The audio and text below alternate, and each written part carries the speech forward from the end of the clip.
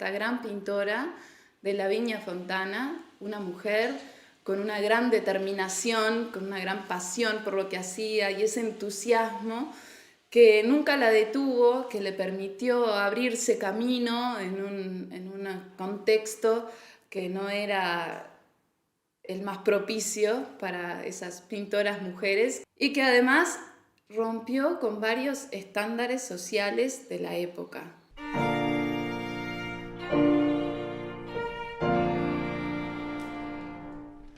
En el marco del Día de la Mujer, este año, desde Nueva Acrópolis, queremos homenajear a 3 grandes pintoras del Renacimiento que en su momento fueron sumamente reconocidas.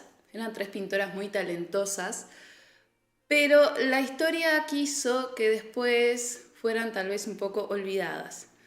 Y hoy, cuando pensamos en los artistas de este periodo histórico, tal vez no son los primeros nombres que se nos vienen a la cabeza.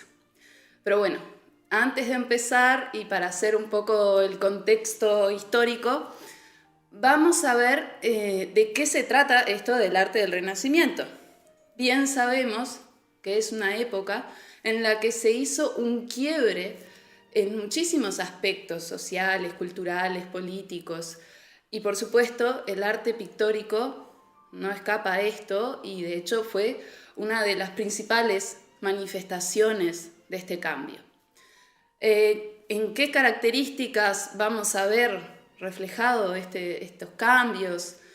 Por ejemplo, surge la figura del pintor como el maestro, artista, con nombre y apellido, digamos, que firma sus obras. Nosotros veníamos del arte medieval, que generalmente era un arte que estaba supeditado al ámbito eclesiástico y era anónimo, no conocemos quiénes pintaban esos retablos en las iglesias, etc. Ahora, en el Renacimiento surge, como decíamos, la figura de este maestro, pintor, que en general tenía sus propios talleres, tenía su escuela, tenía sus aprendices y todo un conjunto de personas que trabajaban con él. Esto viene directamente de la mano de otra figura muy importante que va a aparecer en el Renacimiento vinculada al arte, que es la figura del mecenas. El mecenas eran aquellos grandes aristócratas, gentes de clase alta, que iban a empezar a financiar a estos artistas para que produzcan grandes obras de arte. Y también, y esto está muy vinculado con lo que vamos a hablar después de estas artistas, surge esta como especie de moda de los retratos, de la mano justamente de esto de financiar el arte. Entonces era muy común que todas estas grandes todas estas grandes familias, en la corte y los papas y las figuras de alto rango, pagaran a pintores para que les hicieran sus propios retratos. Después también otra de las características de la pintura del Renacimiento tiene que ver con aspectos técnicos. Se empieza a usar mucho más el óleo y la pintura al fresco. Y esto permite algunos efectos en la pintura que son bien particulares. Por ejemplo, el esfumato o las veladuras, que son esas formas de la pintura en la que las líneas no son tan acentuadas y se genera como una difuminación entre un color y otro, y permite un efecto de realismo y también de capas, ¿no? de distancias. Esto es muy interesante y lo podemos ver en muchísimos fondos de estos cuadros del Renacimiento. Otra cosa que va a acentuar este efecto de 3 dimensiones que empieza a cobrar la pintura es el uso de la fuga y de la perspectiva, que esto no lo vamos a ver tanto en la pintura medieval. Entonces empiezan a cobrar las figuras un naturalismo, un realismo muy diferente, y esto va a ser muy propio de esta época. Otra característica de la pintura renacentista, más allá de los retratos, son los tópicos que van a abordar.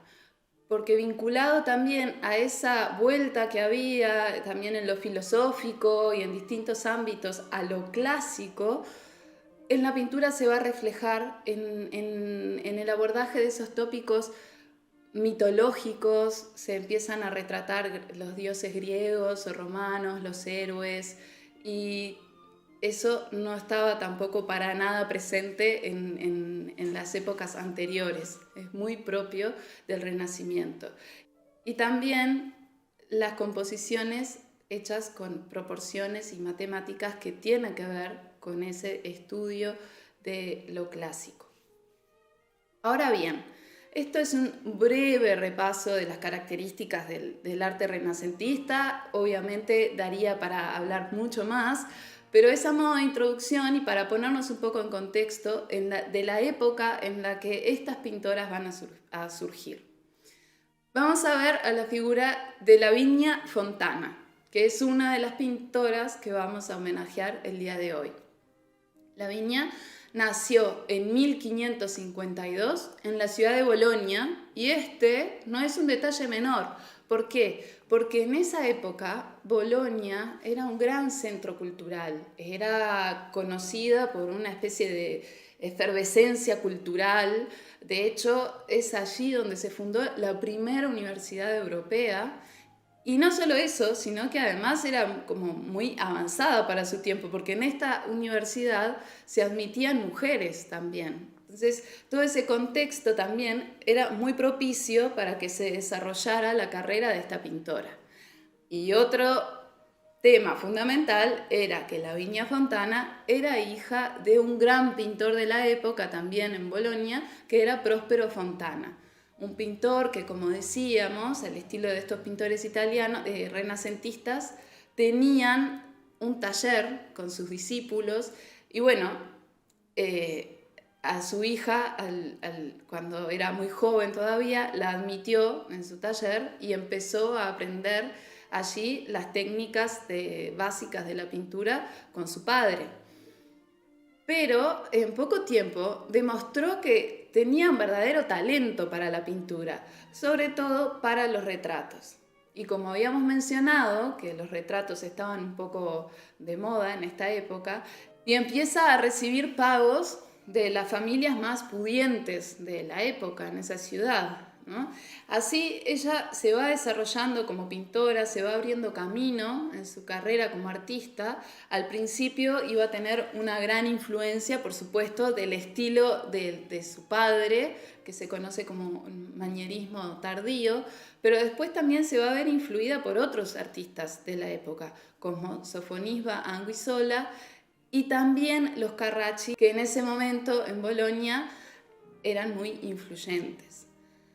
Así, al tiempo, cuando ya tenía 25 años y tenía una trayectoria hecha, conoce en el taller de su padre a otro pintor, a un ayudante, que es Giampaolo Zappi, con el que finalmente se va a casar. Esto era bastante común. En la época, Lavinia Fontana no fue la primera pintora, pero sucedía en general que las pintoras, las pocas que había, se formaban en los talleres de sus padres o con sus hermanos y se casaban también con artistas. Ahora, si bien Zappi era de una familia acomodada de la época, se casó con una condición. El padre puso una condición y era que ella pudiera seguir pintando a pesar de estar casada. Esto no era lo más común en los estándares sociales de la época, por supuesto, así que ella siguió adelante con su carrera. Y aparentemente su esposo no era tan talentoso como ella, pero sí la ayudaba y trabajaban en colaboración. Se dice que, por ejemplo, él ayudaba a pintar los fondos de sus cuadros y también ellos tuvieron 11 hijos, así que el esposo también ayudó en la crianza de sus hijos mientras ella llevaba adelante su taller. Se imaginarán que esto no era para nada común en esa época. el hecho también de que ella tuviera su propio taller, que empezara a ganar dinero por eso, que mantuviera a su familia con sus pinturas y que su esposo la secundara apoyándolo en su actividad. Su nombre se hizo famoso no solo en Bolonia, sino que empezó a correr esa fama y llegó al Papa, en ese momento a Clemente VIII, que la invitó a que se trasladara a Roma y que se hiciera pintora de la corte del Papa. Ella lo dudó en su momento, bueno, finalmente su padre muere y en 1603 se traslada con su familia a Roma y finalmente ahí empieza también otra etapa de su carrera, a hacer muchísimos retratos de la corte y también por eso se la conoce como la pintora pontificia. Recibió muchos reconocimientos en su época. En su momento fue aceptada en la Academia de las Artes de Roma, que esto era un beneficio que solamente habían tenido pintores hombres, y se la invitó a participar de algunas exposiciones y, como les decía, estaba muy bien conceptuada. Se hablaba también de que su personalidad era muy agradable y que por eso las damas de la clase alta de la época querían recibirla y querían que ella fuera su pintora, su retratista. Dentro de las características de su pintura, si bien, como decíamos, era muy talentosa para pintar retratos, hay algo que se destaca y era la gran sensibilidad que tenía para pintar los detalles de vestuario, de las telas que se ven en sus pinturas como muy realistas, las puntillas, las joyas, esos detalles hacían muy ricas sus pinturas y, como les decía, de una gran sensibilidad.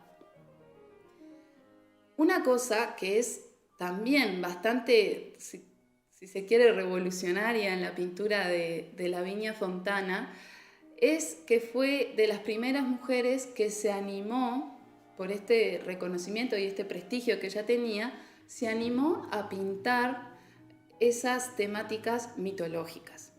Que hasta el momento, si bien habíamos dicho que había pintoras mujeres, más bien pintaban retratos justamente, pero no estas temáticas clásicas. ¿Por qué? Bueno, porque muchas veces implicaban la pintura de cuerpos desnudos, tanto masculinos como femeninos. Y esto sí que era un poco difícil de aceptar para la época. Pero Lavinia Fontana se animó y pintó algunas de sus obras, como es muy conocida, la Minerva vistiéndose, que es esta diosa romana, que en general se la representaba con su casco y su armadura, se la representa desnuda por vestirse, digamos, ¿no? Con sus atavíos. También tiene como una atmósfera muy íntima esta pintura, es muy delicada. Y otro cuadro que también aborda estos temas mitológicos y que fue bastante escandaloso para la época fue la pintura de Venus y Marte, donde se ven los dos dioses desnudos y como en una actitud un poco insinuante. Entonces esto también era bastante como revolucionario. Por mencionar algunas de sus obras que también fueron muy, muy destacadas, su propio retrato, ¿no? Se conoce como el autorretrato con Spinetta, que se lo regaló a su esposo cuando se iban a casar, es muy bello y también muy destacado dentro de su obra. Y una curiosidad fue la pintura que hizo de una niña que se llamaba Antonieta Gonsalvius, que aparentemente tenía una enfermedad, que tenía la cara llena de pelos, y le encargaron un retrato de esta niña que lo hizo también con una gran sensibilidad. era muy típico en esta época ese tipo de pintura, ya que eran como fenómenos de la naturaleza, se asumían como fenómenos de la naturaleza que se querían registrar de alguna manera. Y bueno, marca como una curiosidad dentro de la obra de esta pintora. Bueno, y hasta aquí es lo que vamos a conocer por ahora de la vida de esta gran pintora de Lavinia Fontana, una mujer con una gran determinación, con una gran pasión por lo que hacía y ese entusiasmo que nunca la detuvo, que le permitió abrirse camino en un contexto que no era el más propicio para esas pintoras mujeres y que además rompió con varios estándares sociales de la época. Eso le da fue, digamos, una gran inspiración también para pintoras que vinieron más adelante y artistas en general. Y para continuar conociendo más sobre estas pintoras del Renacimiento, los invito a escuchar las siguientes charlas.